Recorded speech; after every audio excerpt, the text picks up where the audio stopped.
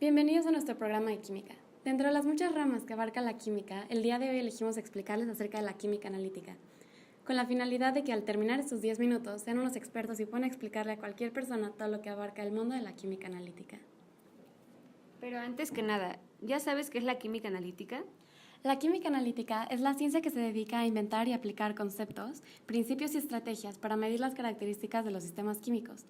Se enfoca en desarrollar, mejorar y validar métodos analíticos ya establecidos y se divide en dos. Cuantitativa, que esta busca conocer la composición de una muestra y determinar la cantidad de una sustancia específica que se encuentra en la muestra. Y también está la cualitativa, que determina qué tipo de constituyentes están presentes en la muestra analítica. Espera, hay algunas palabras que no me resultan muy familiares. Exacto. Para poder continuar explicando todo acerca de la química analítica, es necesario primero familiarizarnos un poco con algunos términos. El primer término que necesitamos entender es el de una muestra. Resulta ser una palabra que usamos con mucha frecuencia en nuestra vida diaria, pero involucra ciertas cosas que no con frecuencia nos ponemos a pensar. Una muestra siempre es representativa de un total y aleatoria de un lote. El segundo término es el de un analito, que es el componente de interés de una muestra. Todo lo demás en ella es la matriz de la muestra. Por ejemplo, si tomáramos una muestra de agua de mar, para evaluar los niveles de sal, nuestro analito es el cloruro de sodio y todas las bacterias y contaminación, y el agua es la matriz de la muestra. Un análisis es un método analítico mediante el cual se determina la cantidad de analito en una muestra. Por otra parte, un ensayo es el proceso que se realiza al hacer un análisis, y mediante un ensayo determinamos qué cantidad de una muestra dada es el material de interés. Todos estos términos se agrupan de una u otra forma cuando hablamos de un protocolo, ya que este se refiere al conjunto de instrucciones escritas para el análisis de una muestra. Esas instrucciones se caracterizan porque son especificadas por un organismo competente, que si son seguidas al pie de la letra, esa institución será la que sustente la veracidad y confianza de tus resultados hasta cierto punto.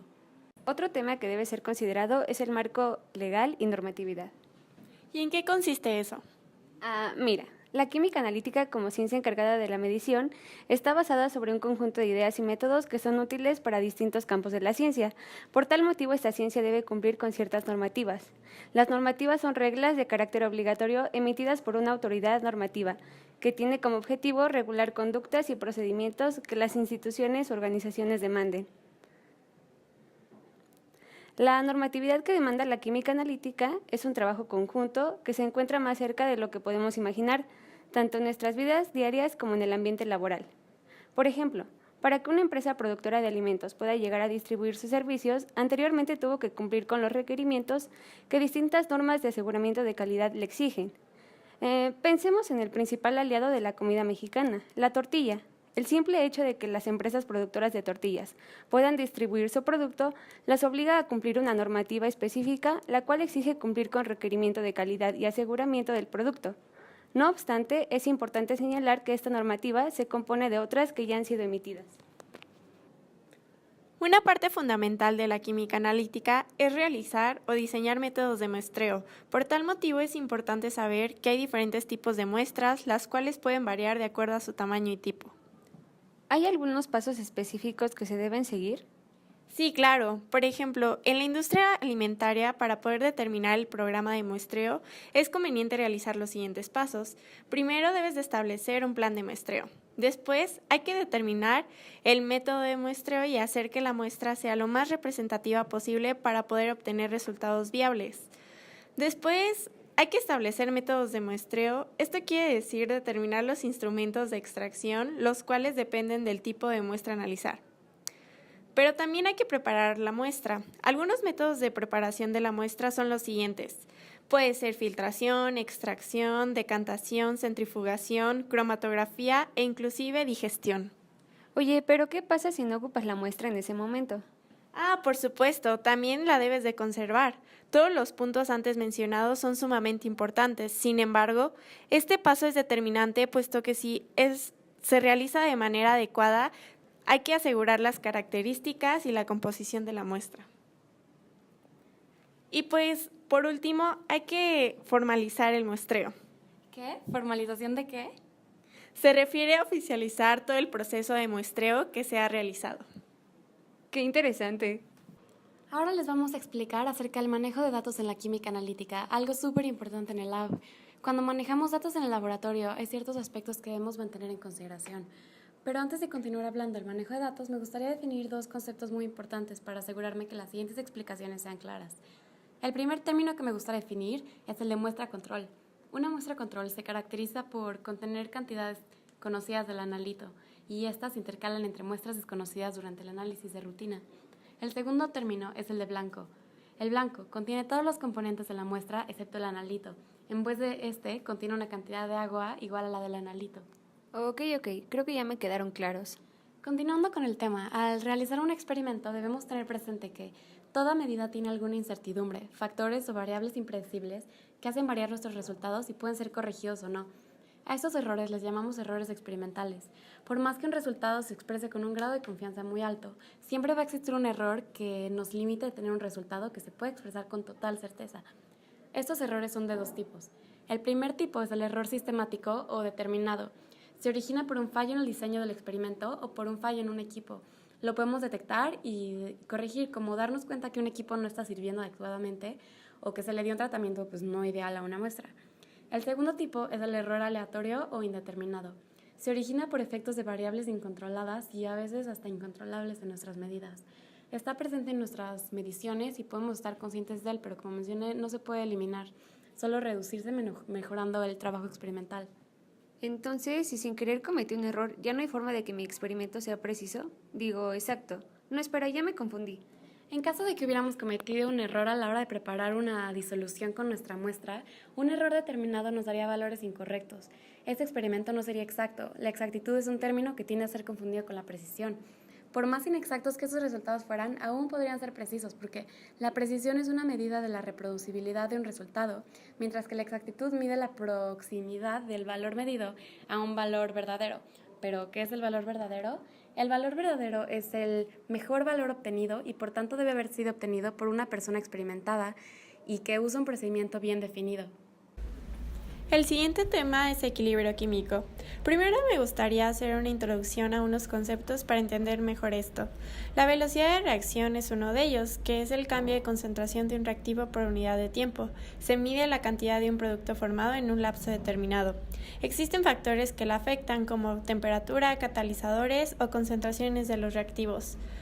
Otro elemento importante es la constante de equilibrio, también llamada ley de acción de masas. Se basa en la idea que en el equilibrio es un proceso dinámico que, aunque las reacciones químicas parecen detenerse, las cantidades de reactivos y productos son constantes, ya que las velocidades en ambos sentidos son iguales. También existen factores que lo afectan, como concentración, presión, temperatura, adición de algún catalizador. Oye, ¿y el equilibrio qué aplicación tiene en la vida diaria? Los equilibrios rigen fenómenos muy diversos, desde el plegamiento de las proteínas en las células humanas hasta los efectos de la lluvia ácida en los minerales, pasando por las reacciones en medio acuoso. ¿Y existe alguna teoría o principio que sustente el equilibrio químico? Sí, está el principio de Le Chatelier. Afirma que la dirección por la que el sistema vuelve al equilibrio es aquella que tiende a contrarrestar parcialmente el cambio aplicado al sistema por la adición de uno de los reactivos o productos a un sistema. Había escuchado alguna vez que el cociente de la reacción es lo mismo que la constante de equilibrio. ¿Es esto cierto? Primero me voy a referir a cociente de reacción por Q y constante de equilibrio por K. Tienen la misma forma, pero las concentraciones en la Q son reales. Es importante comparar sus valores para determinar la dirección de la reacción neta para llegar al equilibrio. Si Q es igual a K, el sistema está en el equilibrio. Si Q es menor a K, los reactivos deben convertirse en productos. Si Q es mayor a K, para alcanzar el equilibrio, los productos deben transformarse en reactivos. ¿Y existen otros elementos relacionados con el equilibrio químico? Sí, existe la fuerza iónica. Esta es la medida de la concentración total de los iones en una disolución. Además, el efecto del pH. Es importante señalar que la solubilidad de compuestos que contienen aniones básicos aumenta conforme disminuye el pH. Otro término que hay que recordar es el ácido, como un donador de protones a otra especie, mientras que una base es un aceptor de protones a otra especie, como por ejemplo el amoníaco. Un ácido o base fuerte son aquellos que se encuentran 100% ionizados. Un ácido débil es aquel que se disocia solo parcialmente en agua, mientras que las bases débiles son aquellas cuya reacción no llega a producirse por completo. Y entonces, ¿el agua en qué categoría entra? ¿Un ácido o una base? El agua experimenta un fenómeno denominado autoionización o autoprotólisis, en cuyo proceso puede actuar como ácido o base. Oye, ¿y qué es un buffet? Es una mezcla de un ácido y su base conjugada. Debe haber cantidades comparables entre estos para que haya un efecto tampón significativo. Pero, ¿cuál es su función? Se opone a cambios de pH cuando se le añaden ácidos o bases o cuando se diluye. Bueno, el siguiente tema es el análisis gravimétrico y volumétrico.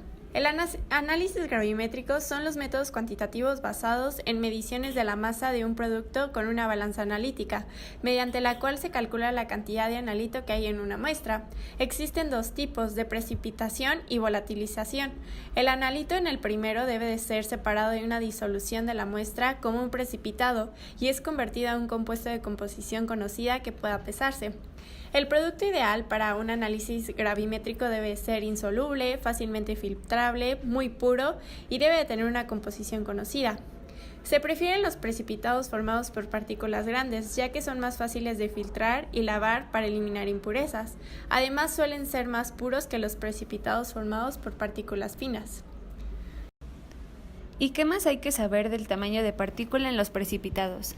El tamaño de partículas de los sólidos formados por precipitación varía enormemente y se pueden clasificar como suspensiones coloidales, cuyas partículas son diminutas, son invisibles a simple vista y no sedimentan, por lo que son difíciles de filtrar. Aguarda, ¿en qué consisten las suspensiones coloidales? Bueno, son un sistema químico formado por pequeñas partículas distribuidas en un medio homogéneo.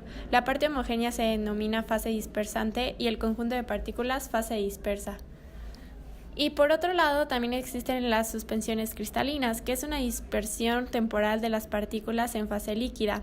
Estas tienden a sedimentar espontáneamente y son fáciles de filtrar. ¿Por qué se afecta el tamaño de partícula? El tamaño de partícula se afecta por solubilidad del precipitado, temperatura, concentraciones de los reactivos y velocidad a la cual estos son mezclados. Por otro lado, tenemos la gravimetría de volatilización, en donde el analito es convertido en un gas de composición química conocida para separarlo de los otros componentes de la muestra. La masa del gas sirve como medida de la concentración del analito. El analito, sus productos se volatilizan por medio de calor. El residuo es pesado y se determina la cantidad de analito presente en la muestra mediante la diferencia de pesos. Se dividen en dos subclases, directo e indirecto. Otro elemento clave para el análisis es el factor gravimétrico, que es la equivalencia estequiométrica entre dos sustancias y se utiliza para el análisis de resultados del método gravimétrico. Además, existe el análisis volumétrico. Es una valoración en donde se determina el volumen o la masa de titulante necesaria para reaccionar completamente con el analito. Las valoraciones son utilizadas para determinar ácidos, bases, agentes oxidantes, agentes reductores y otras sustancias químicas. El siguiente tema que nos gustaría tocar tiene que ver con los métodos instrumentales que utilizamos para comprender y aplicar los fundamentos científicos del análisis de las sustancias materiales. Estos se dividen en tres: electroquímicos, espectroscópicos y separaciones o cromatográficos. En los electroquímicos están los conductométricos, potenciométricos, voltamperometría y la polarografía. Dentro de los espectroscópicos está la espectroscopía UV y visible, la espectroscopía infrarroja, la espectrofotometría y la espectrometría atómica. Y dentro de los cromatográficos están los de gas sólido, la de absorción, la cromatografía de intercambio iónico y la cromatografía en gel. Esto es todo por hoy. Muchísimas gracias por escucharnos y esperemos que te haya servido de mucho nuestras explicaciones. Acabas de tomar un curso completo de química analítica.